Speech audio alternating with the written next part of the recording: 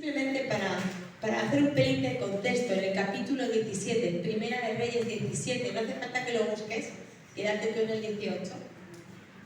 En el capítulo 17:1 dice: ahora bien, Elías, quien era el Tisbe en Galaad, le dijo al rey Acab: tan cierto como que el Señor vive, el Dios de Israel, a quien yo sirvo, no habrá rocío ni lluvia durante los próximos años, hasta que yo dé la orden.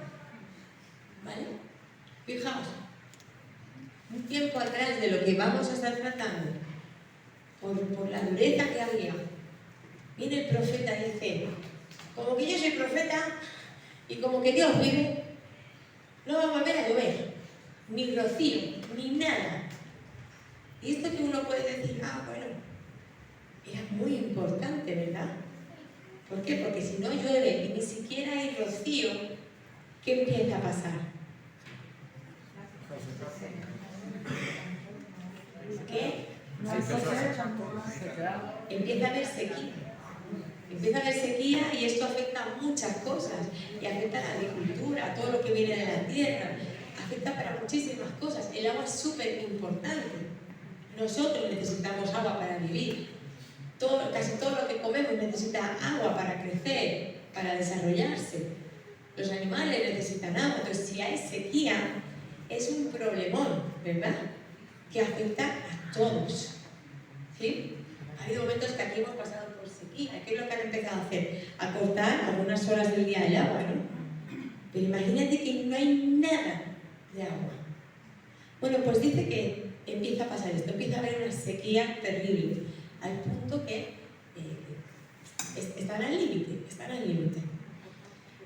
Pasa mucho tiempo sin llover, y en ese pasaje, no sé si os acordáis, hace poco tiempo mi esposo predicó sobre la viuda que tenía un hijo, iban a morir porque ya no tenían nada.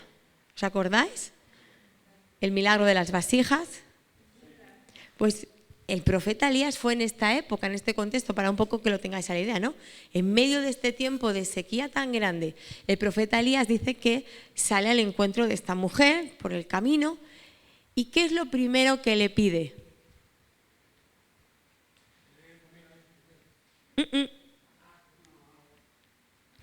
Lo primero que le pide es un poco de agua. Y después, pero claro, imaginaos en este contexto donde el agua ahora mismo era súper valiosa porque no había. Entonces, un vaso de agua para beber, pues hoy en día, si fuera a través del dinero, sería carísimo, ¿verdad? Porque es algo que está agotado. Entonces, fijaos que cuando el profeta Elías le pide a esta mujer un vaso de agua, nosotros lo leemos y pensamos como si fuera, pues, cualquiera que me pide agua le voy a dar, ¿no? No, era algo muy costoso en ese momento, era algo que no había, que escaseaba, que era imposible. Y fijaos que el profeta le va a pedir algo que no hay apenas, que es muy difícil de conseguir, que cuesta mucho, y eso es lo que le pide, el agua, ¿vale? Sigue un poquito de tiempo. Y si os fijáis esta historia, qué bonito es que todo empieza con un vaso de agua, algo imposible, algo muy difícil, algo que apenas había en ese momento, pero vemos que gracias a la obediencia de esta mujer a dar algo casi tan imposible, vemos que luego hay un milagro tremendo, ¿verdad? Así que hoy vamos a empezar a hablar un poquito de eso, de cómo a veces desde el imposible Dios va a empezar a ver milagros, ¿sí? Desde cosas que a nosotros nos van a costar mucho, Dios puede abrir caminos hacia milagros. Ahora sí, en Primera de Reyes, capítulo 18, dice: más tarde, durante el tercer año de la sequía, el Señor dijo a Elías: preséntate ante el rey Acab y dile que pronto enviaré lluvia. Imaginaos, ha pasado ya 3 años de sequía. 3 años. El rey Acab es el que está gobernando en ese momento. Y entonces llega un momento, y aquí me gustó, porque no tiene que ver con que un pueblo estuviera buscando a Dios, ¿verdad? Hay muchas veces que vemos historias en la Biblia como Dios clama al pueblo por liberación, o porque haga algo, o por un despertar, y entonces cuando lo están buscando, Dios desciende y hace algo. Pero fijaros que en este momento el pueblo no estaba haciendo eso. El pueblo en este momento estaban pasando un mal momento. Un rey que había estorbado al pueblo de Dios. Un rey que no había hecho lo bueno, que no había hecho lo correcto. Por eso tienen sequía. Pero dice que Dios manda al profeta Elías y dice, vete al rey Acab. Y dice, pronto voy a enviar la lluvia. Es una decisión de Dios. Y estamos viviendo ese tiempo ahora. No tanto porque nosotros, ¿verdad? Es que nosotros somos los especiales. Lleva muchos años orando por un avivamiento, pero nosotros... No. Simplemente a Dios le ha placido que sea el tiempo y no depende de nosotros, sino vamos a empezar a ver y vamos a tener la fe de que Dios se va a manifestar, de que Dios se va a mover en medio de nosotros de una manera increíble en este tiempo, simplemente, iglesia, porque a Él le ha placido, ¿sí? No es la primera vez que lo hace, ¿verdad? Entonces, qué bueno, porque vamos a disfrutarlo tú y yo. Vamos a ser parte tú y yo de algo increíble que va a pasar en este lugar, porque a Dios le ha placido. En medio de necesidad, en medio del pecado, en medio de nuestros errores, en medio de que no somos perfectos, pero Él se va a mostrar. Amén. En el versículo 30, vamos a leer, 18:30. Dice, entonces Elías llamó a la gente, vengan acá. Así que todos se juntaron a su alrededor, mientras él reparaba el altar del Señor que estaba derrumbado. Tomó 12 piedras, una para representar a cada tribu de Israel, y usó las piedras para reconstruir el altar en el nombre del Señor. Luego cavó una zanja alrededor del altar con capacidad suficiente para 15 litros de agua. Apiló la leña sobre el altar, cortó el toro en pedazos y puso los pedazos sobre la madera. Luego dijo, llenen 4 jarras grandes con agua y echen el agua sobre la ofrenda y la leña. Una vez que lo hicieron, les dijo, hágalo de nuevo. Cuando terminaron, les dijo, hágalo por tercera vez. Así que lo hicieron, lo que les dijo, y el agua corría alrededor del altar, tanto que hasta colmó la zanja. A la hora que solía hacerse el sacrificio vespertino, el profeta Elías caminó hacia el altar y oró, oh Señor, Dios de Abraham, de Isaac y de Jacob, demuestra hoy que tú eres Dios en Israel y yo soy tu siervo. Demuestra que yo he hecho todo esto por orden tuya. Oh Señor, respóndeme para que este pueblo sepa que tú, oh Señor, eres el Dios y que tú los has hecho volver a ti. Al instante, el fuego del Señor cayó desde el cielo, consumió el toro, la leña, las piedras y el polvo, hasta lamió toda el agua de la zanja. Cuando la gente vio todo esto, todos cayeron rostro a tierra y clamaron, el Señor, Él es Dios. Sí, el Señor es Dios. Vamos a explicar el contexto, porque a lo mejor si alguien no sabe esta historia dirá, ¿qué estamos leyendo? Qué cosa más rara, ¿no? Ahora vamos a explicarlo. Dice que hay una lucha. Cuando Elías llega a este lugar y hay un momento en que se juntan 450 profetas de un dios al que llamaban Baal, al que decían que adoraban y era el que dominaba ese lugar en ese tiempo, y él era el único profeta, dice, yo soy el único que quedo, el único profeta de Dios. Imaginaos, 1 contra 450 hombres. Hay una diferencia grande. Y decían ser todos profetas también, ¿vale? Entonces, Elías, como conoce quién es Dios, tiene esa cercanía y está enfocado, dice, no hay problema, ¿sabes qué? Vamos a hacer una demostración.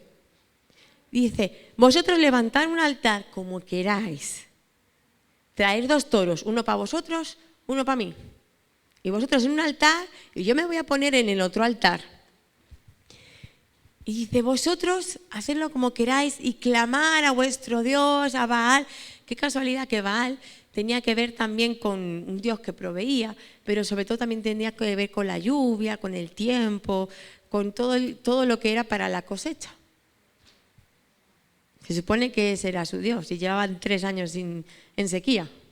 Y entonces le dice, bueno, está bien, orar.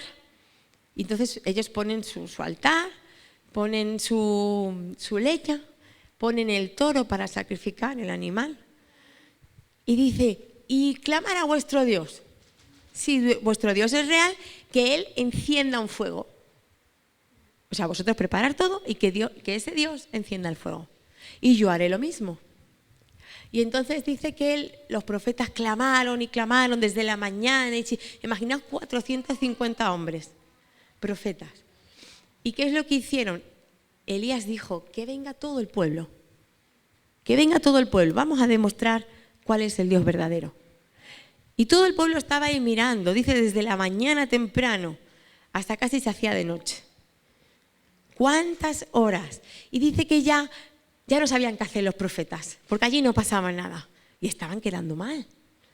Y entonces dice que chillaban y oraban y se ponían a danzar y se clavaban cosas y barbaridades que hacían, ¿verdad? Hacían de todo y clamaban como podían a ese Dios que le decían Baal, para que cayera fuego del cielo y consumiera el toro. Y no pasó nada. Y Elías tiene tanta seguridad, y por eso decía que es un personaje, porque se burlaba de ellos, ¿no? Decía, ay, que a lo mejor no te escuchas, chilla más alto, date más fuerte, que a lo mejor no está dormido tu Dios, es que a lo mejor no se ha enterado, es que a lo mejor está haciéndose la siesta, dale más fuerte. Se estaba burlando, ¿verdad?, de los otros profetas, como diciendo, no sirve de nada lo que estáis haciendo un numerito y aquí no pasa nada. Cuando ya se cansa, han pasado casi todo el día intentando que ocurra algo y no ocurre nada. Elías dice, vale, ahora es mi turno. Y simplemente le dice Dios que conozcan que yo soy tu siervo y que tú eres el Dios. Por eso Elías tiene una seguridad tan grande que parece que se desborda, ¿no? Parece chulería. Pero es por la seguridad que tiene de Dios no me va a dejar mal. Porque no lo hacía para él llevarse gloria, ¿verdad? Lo hacía para que otros se dieran cuenta que Dios era real, que Él era el único Dios y el único que tenía poder para hacer cualquier cosa. Pero fijaos que Él tiene una cosa curiosa que me gustaría destacar. Cuando levantan el altar es como un montoncito de piedras, ¿sí? Curioso, ¿cuántas piedras dice que coge el profeta? 12. Coge 12 piedras. Para quien no lo sepa, el pueblo de Israel estaba dividido en 12 tribus, como en 12 grupitos, ¿sí? Entonces, simbólicamente, dice que coge 12 piedras. Ayer había muchísimas cosas que quería decir, pero si no me iría por las ramas, pero vi tantos detalles ayer, en este pequeño trozo. Me pareció interesante, pero también me dolió ver que ponía que el altar de Dios estaba destruido, estaba derrumbado. Y yo pensé, ¿por qué? ¿Por falta de uso? Porque quizá ya la gente no hacía altares a Dios. Estaba quizá roto porque la gente lo utilizó mal, hizo un mal uso del altar de Dios. Bueno, yo empecé ahí a darle vuelta, ¿no? Pero es interesante que dice que el altar de Dios estaba derrumbado. Y Elías no debería tener que hacer eso, ¿no? Pero dice que empieza a poner bien las piedras, coger 12 piedras y levantar el altar de Dios. Y coge 12 tribus que simbolizaban las 12 piedras, que simbolizaban las 12 tribus. En este momento, ¿por qué era tan importante? Porque en este momento que sucede esto, el pueblo de Dios estaba dividido. Las 12 tribus, pero eran todo el pueblo de Israel, ¿sí? Estaban divididas entre el norte y el sur. Había una división.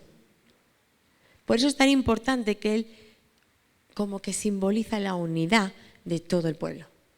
Todos tenían que estar unánimes. Todos tenían que estar en el mismo sentir. Y coge a las 12 tribus y las pone juntitas. Y eso iba a ser el altar. Luego dice que Él pone como los demás su leña, pone el toro igual que los demás. Y les dice a otros hombres, coger 4 jarras, supongo que eran grandes, 4 jarras llenas de agua. Y dice entonces vertirlas encima, echarlas encima, toda esa agua, echarla encima del toro, de lo que iba a ser sacrificado, de la leña. Dice, 3 veces 4 jarras. Casualidad, 3 por 4, ¿quién fue al cole? 12. Otra vez. Porque oye, si lo mojas con una vez, ya basta. Bueno, 2. Pues fijaos, 12 jarras fueron echadas de agua. Otra vez el número 12. A ver, no es que vayamos aquí a hacer una película, pero Es curioso, ¿no? Por lo menos. Otra vez que estaba hablando de las 12 tribus, de la importancia de la unidad. Él constantemente estaba pensando ahí, necesitamos unidad. Y entonces dice que lo empapa. Y si os fijáis, el altar era pues el montecito de piedra, la leña, el animal, y alrededor del altar normalmente cavaban como una zanja, le llaman. Entonces, como si fuese un agujero que rodea todo el altar. No un poquito, tuvieron que cavar y hacer una buena zanja. ¿Para qué servía esto? Para que normalmente cuando el animal era sacrificado y era quemado, pero chorreaba sangre. Entonces, si había mucha sangre, esa zanja servía para que la sangre se derramara y se quedara en la zanja. ¿Sí? ¿Quedas con esta imagen? ¿Qué pasa? Que ellos echan tanta agua sobre el altar que dice que se encharca todo, se derrama y la zanja, que era grande, era un agujero grande en el suelo, se llena de agua. Pone unos 15 litros en mi versión. No sé, pero como nuestra piscina, ¿no? Esa mediana del bautismo. Por ahí, ¿no? O sea, imaginaos la piscina del bautismo. Es grande, es mucha agua. Pues toda esa agua la echaron. ¿Cuál es la importancia de esto? Ayer estaba hablando porque tenía curiosidad. Porque dice que cuando Elías le dice a Dios que se muestre, que muestre que Él es Dios, dice que viene un fuego de lo alto y quema todo, quema el toro, la leña, pero tan fuerte que incluso toda esa agua, que era muchísima agua, dice que se evapora al instante, o sea, desaparece el agua. Vale, ayer le empiezo a hablar a mi cuñado, es sargento bombero, o sea, que sabe de incendios. Y le dije, una curiosidad, digo, ¿esto cómo me lo explicas? ¿Por qué el agua? ¿Por qué esto de la zanja del agua? ¿Por qué? Digo, vale, sí, el milagro es que Dios descendió el fuego y tal, digo, pero ¿por qué, no? Y bueno, él me lo explicó unas palabras tan técnicas que no las puedo repetir, es muy bueno, pero más o menos entendí. Normalmente, cuando tú echas una madera, una leña a una chimenea, por ejemplo, a un fuego, si alguno ha visto eso alguna vez, lo primero, ¿no sabes que suena como un ruidito? ¿Verdad? Eso que claro, a nosotros nos gusta mucho, el ruidito ese, cuando la leña está seca, hace un ruidito y es que todos los materiales, la leña misma tiene agua, aunque no la vemos, aunque decimos está seca, pero tiene agua, tiene vapor de agua. Cuando hay mucha temperatura, el vapor de agua se evapora, ¿vale? Sale. Y por eso empezamos a ver que cuando tú estás haciendo la leña, cuando está empezando un fuego, ¿qué es lo primero que sale? Humo, ¿verdad? Sale humo. Eso es porque el vapor empieza a salir de la leña. Está secando la madera, le está quitando agua que no debe estar ahí. Entonces empieza a salir humo. Cuando ya el calor aumenta, cuando ya le han quitado todo el agua, es cuando empieza a arder la leña. Pero si os fijáis, el palo normalmente no se incendia, por así decirlo. A ver, que no soy del tema, tampoco lo sé explicar tan bien, pero el palo en sí no es lo que arde. ¿Dónde vemos la llama? Encima. Si os fijáis, vosotros ponemos la leña y cuando ya está ardiendo y sale llama, la llama está encima. A lo mejor la leña, cuando ya se está quemando del todo, empieza como a ponerse negrita, empieza a deshacerse, ¿verdad? Empieza a eliminarse, pero la llama está justo encima. ¿Sí? Vale, imaginaos tener en mente esta imagen. Entonces, cuando sucede esto, imagínate, dices, si está la madera mojada. Un año nos pasó que compramos leña para la chimenea y estaba húmeda y no la pudimos usar hasta el siguiente año, porque simplemente por estar húmeda, no empapada, húmeda, no servía. La echabas al fuego y no ardía. Hacía mucho ruido. Entonces escuchaba el vapor de agua salir de la leña, pero no se incendiaba nunca. No había forma de hacer llama. Y echábamos cosas para que facilitan que el fuego se encienda y no había manera. Tirabas el dinero. Así que no lo podíamos usar.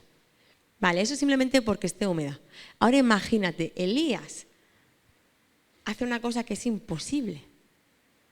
No es que estaba húmeda, es que dice que echó 3 veces 4 jarras grandes de agua, o sea, kilos, litros y litros de agua sobre el animal y sobre la leña.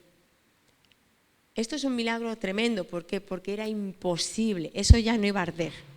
Por más que lo pongas con lo que sea, esa leña era imposible que ardiera, estaba empapada. Entonces el milagro tan grande es que, me decía mi cuñado, evidentemente Dios mandó el fuego, pero dice, era un fuego tan potente, con una temperatura tan alta, que en un instante evaporó todo el agua, y no solamente lo que había en la leña y en el animal, sino dice que nada más acercarse el fuego, al instante todos los litros de agua que había, todo lo que era una adversidad, un impedimento, todo lo que decía esto es imposible, al segundo se evaporó. Entonces, esto para el pueblo de Israel, que sabía de estas cosas, que eran su día a día, fue un shock tremendo. Y lo bueno es que empezó a arder de una manera, ¿verdad?, con una calentura que no había dudas, no fue una llamita, no, ardió todo, lo consumió todo, eliminó el agua y todo el pueblo tuvo que reconocer, y por eso fue toda esta historia, ¿no? El pueblo tuvo que ver cómo Dios se manifestaba delante de todos, cómo Dios hacía lo imposible, cómo Dios se dejaba ver, ¿sí? A partir de ahí el pueblo cambia su mentalidad y empieza a declarar, Él es Dios, Él es el único rey, Él es el único que puede hacer esto, no hay otros dioses. Entonces Baal y todos los demás quedaron mal, ¿sí? Pero me hizo pensar, cuando habló de la unidad, primero tuvo que reparar un altar, ¿no? Pero cuando habló de la unidad, Dios hizo descender fuego sobre la unidad. Y muchas veces pensamos en la unidad como que todos tenemos que ser iguales, vestir iguales, pensar lo mismo, hablar igual. Y no. En este tiempo es muy importante una unidad en la misma visión. Quizás no todos pensemos igual, quizás hay cosas que no las vemos igual, pero lo importante es tener paciencia y sabernos meter en el mismo sentir. Y decir, mira, no somos iguales, no somos perfectos, no todo quizás lo vemos de la misma manera, pero queremos estar en la misma visión de Dios. Y si estamos diciendo que es tiempo que Dios ha dicho, oye, yo voy a descender, pero está buscando que haya una unidad. Aunque seamos de diferentes lugares, diferentes pensamientos, una misma unidad, un mismo sentir, una misma visión. ¿Sabéis dónde pasó algo así? En un momento difícil, complicado, donde todo era toda adversidad. En Hechos, que este tiempo también lo hemos leído varias veces, ¿no? El libro de Hechos, hemos sacado pasajes. Cuando ahí desciende el Espíritu Santo, dice que estaban todos unánimes, juntos, con un mismo sentir. No sabían lo que iba a ocurrir. Nosotros lo sabemos ya porque lo hemos leído, pero ellos no sabían lo que iba a pasar. Simplemente les dijeron, quedaos juntos y esperadme a que yo venga, ¿no? El Espíritu Santo vendrá. Ellos se ponen juntos, empiezan a orar, empiezan a clamar, sin saber, simplemente creyendo que Dios les había dicho que algo iba a ocurrir en ese lugar, que tenían que mantenerse allí. En un momento donde había persecución, donde muchos estaban aprovechando para huir lejos, donde muchos estaban lamentándose porque Jesús había ido, donde muchos no entendían. Hubo un grupo de discípulos que estaban enfocados en un mismo sentir, esperando lo que iba a venir. Y dice que hay un momento, ¿verdad?, que el Espíritu Santo desciende sobre ellos, empiezan a hablar en nuevas lenguas, o sea, ocurre algo que del exterior se veía. Pero, ¿qué dice que se ve? Hay algo visible también que sucede. ¿Qué se ve? como lenguas de fuego que se veían como un fuego sobre ellos. Y yo me imaginé la misma escena que estábamos diciendo, que la leña le tiene que ser evaporada toda su agua para que salga el fuego y ver una llama. Ya cuando ya calienta y eso está potente, pero ha habido un proceso. Digo, quizás los discípulos pasaban ese proceso, tuvieron que deshacerse y vaciarse de ellos mismos. Se evaporó lo que había en ellos que no agradaba a Dios. No sabemos el tiempo que pasaron cuando estuvieron orando juntos, los días que estuvieron allí, sin saber, sin ninguna dirección, simplemente buscando más de Dios. ¿Sabes qué? Porque lo necesitaban con urgencia. Jesús había marchado y no sabían lo que iban a pasar, los estaban buscando para algo malo. Entonces yo creo que clamaron ahí con un deseo y una necesidad de saca todo lo mío que no te guste, pero ven. Y dice que cuando ya son vaciados de ellos mismos, ocurre el Pentecostés. Y entonces, qué curioso, que veían como llamas, no en ellos, encima de ellos. Es que ayer caí en eso y dije, qué chulo. De verdad pensé, no eran ellos, era el fuego de Dios que Dios les mandó. Ellos fueron una ofrenda, ellos aguantaron altas temperaturas, altas presiones de parte de Dios. Se vaciaron de lo que tuvieran que vaciarse y llegó un momento que el fuego de Dios se vio encima de ellos. ¿Sí? Pero eso significa que cuando se ve algo fuera, algo está ocurriendo dentro. ¿Sí? Hemos alcanzado algo.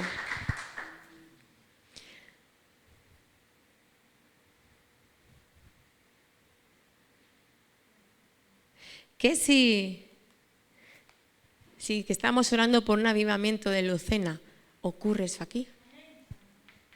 Decir, Señor, vacíanos lo que haga falta, pero muéstrate y que veamos tu fuego en este lugar, pero de una manera visible. ¿Sí? Bueno, decimos, uy, qué historia más bonita, ¿no? Dios se manifestó, pero ahí no acaba la cosa, porque ¿qué es la palabra que Dios había dado? ¿Qué es lo que le dijo? Vete al rey Acab y dile, ¿qué? Que iba a llover. No nos quedemos solo con una manifestación de Dios, tremenda, preciosa, bonita, pero iba a ocurrir algo. Entonces, ¿qué es lo que dijo Dios? Que iba a llover, ¿sí? Un poquito más adelante, justo cuando pasa todo esto, del versículo al 41 al 45 del capítulo 18 dice: Luego Elías dijo a Acab, vete a comer y a beber algo, porque oigo el ruido de una tormenta de lluvia que se acerca. Entonces Acab fue a comer y a beber. Elías, en cambio, subió a la cumbre del monte Carmelo, se inclinó hasta el suelo y oró con la cara entre las rodillas. Luego le dijo a su sirviente, ve y mira hacia el mar. Su sirviente... me perdí. Su sirviente fue a mirar, regresó donde estaba Elías y le dijo, no vi nada. 7 veces le dijo Elías que fuera a ver. Finalmente, la 7ª vez, su sirviente le dijo, vi una pequeña nube como del tamaño de la mano de un hombre que sale del mar. Entonces Elías le gritó, corre y dile a Acab, sube a tu carro y regresa a tu casa. Si no te apuras, la lluvia te detendrá. Poco después el cielo se oscureció de nubes, se levantó un fuerte viento y desató un gran aguacero, y Acab partió enseguida hacia Jezreel. Entonces el Señor le dio una fuerza extraordinaria a Elías, quien se sujetó del manto con el cinturón y corrió delante del carro de Acab todo el camino hasta la entrada de Jezreel. Fijaos, simplemente detallar también cómo obró Dios y cómo obró aquí Elías. O sea, sucede esto y no acaba. Y Elías le dice al rey, Acab, come y bebe. Y dice que luego Elías se subió al monte. Imaginaos una montaña, irse aquí a donde está la montañita típica de Lucena. Subirse a la montañita. No está aquí al lado, hay que subir una montaña, algo que cuesta, está inclinado. Y dice que Elías sube a la montaña y dice postra su cara entre sus rodillas. ¿Qué postura es esta? Estaba de rodillas en el suelo inclinado, ¿verdad? Cuando uno se arrodilla y se inclina al suelo, tiene una actitud de orar de una manera, pero persistente. No era para orar un momentito y ya. Elías se pone de rodillas a orar, a clamar de una manera persistente. Se queda ahí, mantiene en oración, no se cansa. Y entonces dice que manda a su siervo, que siempre lo acompañaba, y le dice que vaya a ver. Claro, tú imagínate, sube la montaña, ya te dicen, baja y vete a ver. Y baja. Y dice, no veo nada. Bueno, vuelve a ir, vuelve a subir. Imagínate el siervo subir y bajar la montaña de Lucena, que no es tan grande, pero 7 veces. Vete y vienes, y vete y vienes. Y dice que cada vez que le venía le decía, yo no veo nada. Está todo despejado, ni una nube, ni una señal de nada, todo despejado. Tú imagínate el siervo. Ahora vuelve a bajar, vuelve a subir, vuelve a bajar. No sé, se tiraría en el día entero así. Y el pobre hombre cansado. Pero ahora veremos. Pero lo primero que le dice es, al rey le dice, come y bebe. Esto en el pueblo de Israel tenía mucho sentido. Creo que hace poco lo expliqué en otra prédica. Cada vez que se juntaban a comer, o cada vez que en el pasaje dice se juntaron a comer, o a hacer un banquete, o a celebrar, era algo que lo que estaban diciendo que en su cultura era muy importante. Siempre que se quedaba a comer era para celebrar algo, o oficiar una reunión, o iban a hablar de algo importante, o la bienvenida de alguien, o el comienzo de algo, ¿vale? Así que cada vez que la Biblia dice se juntaron a comer, era algo importante. No era simplemente por comer, porque tenían hambre, ¿vale? Entonces, qué curioso que al rey le dice, come y bebe. A ver, el rey está como diciendo, bueno, acaba de pasar esto, este hombre se sube a la montaña, el siervo sube y baja, y a mí me dice que me sienta a comer. ¿Sabéis lo que le está enseñando a este rey?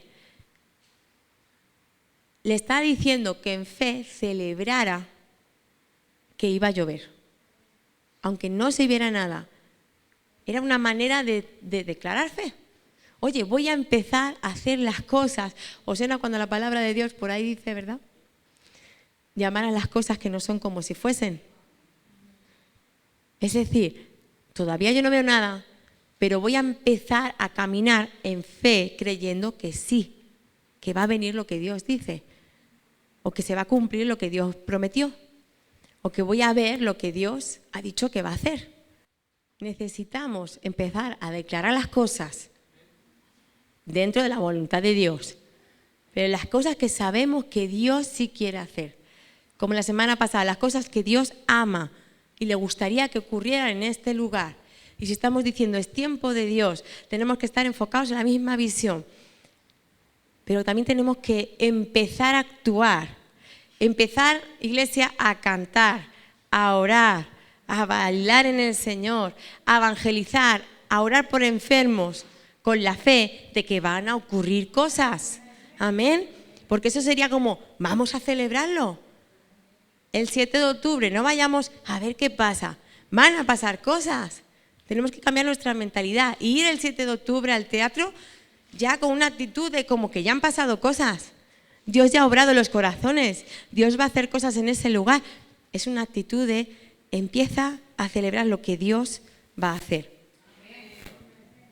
Y dice que el siervo que subió y bajó, él lo hizo por obediencia, ¿verdad?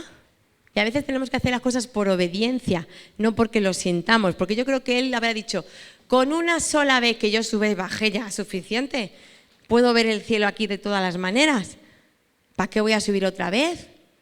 Y otra vez me lo vuelven a decir, ¿y para qué lo voy a hacer otra vez? ¿Sabéis que antes de que tú y yo estuviéramos en este lugar, durante muchísimos años, se ha orado por un avivamiento en España? Y no vieron nada.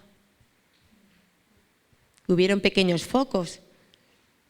Pero quiero decir, quizás hubo gente que durante años oró más que tú y yo, porque ni estábamos pensando en eso, ni habíamos nacido a lo mejor algunos. pero hubo gente que sí preparó el lugar, que sí estuvo subiendo y bajando a la montaña viendo cuándo viene, cuándo viene, cuándo viene.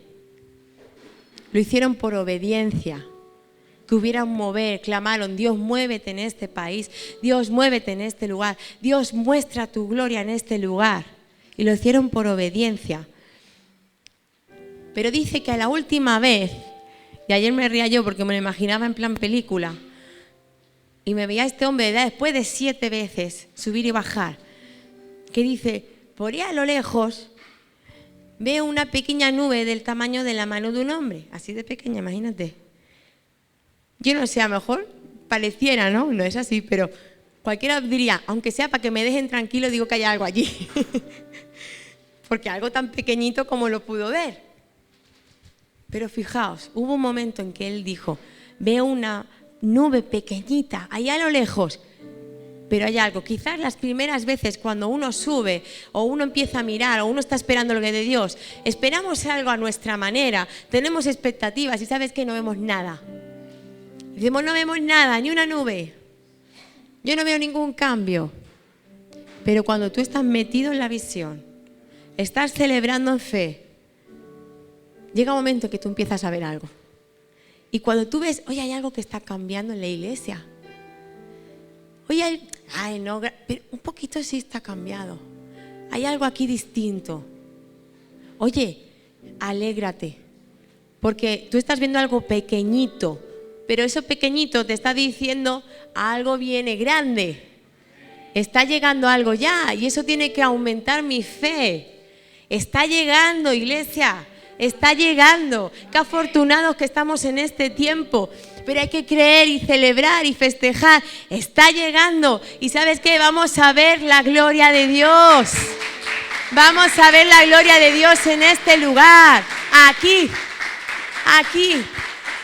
No en otros países. Aquí donde estamos ahora ha llegado nuestro tiempo.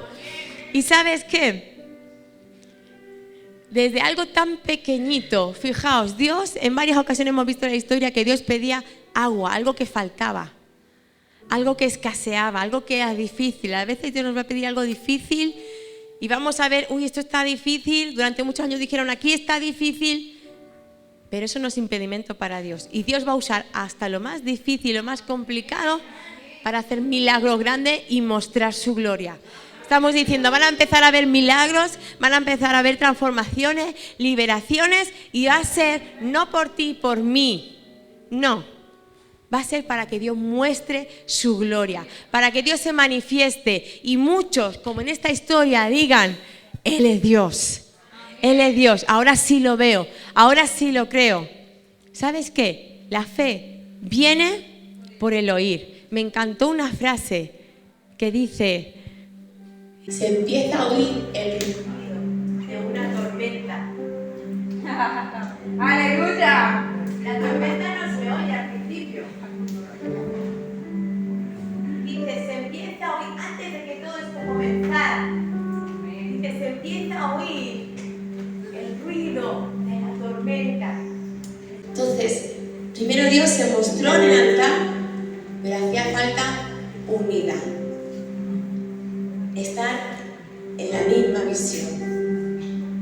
Estar todos enfocados en lo que Dios quiere en este tiempo.